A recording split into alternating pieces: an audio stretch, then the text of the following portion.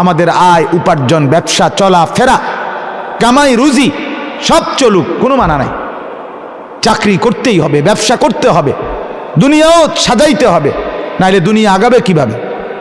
উপার্জন না করলে, খেতে ফসল না ফলাইলে তো আগামী মানুষ আগাবে কিভাবে? পৃথিবী আগাবে কিভাবে? আল্লাহ তাআলা বলেন, এটা তো আমি মানুষের দিলে উপার্জনের নেশা, উপার্জনের আগ্রহ আমি দিছি।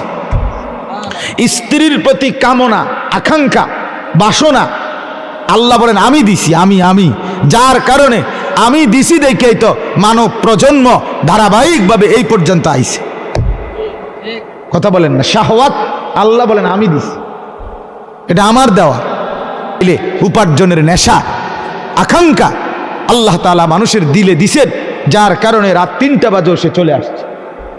তাহলে আল্লাহ তাআলা বলে দুনিয়া কামাই করো বান্দা, কোনো মানা নাই, আখেরাত সঙ্গে নাও, কবর সাথে মিলাও, নামাজ সাথে মিলাও, আল্লাহর জিকির সাথে মিলাও, এইটাই কথা।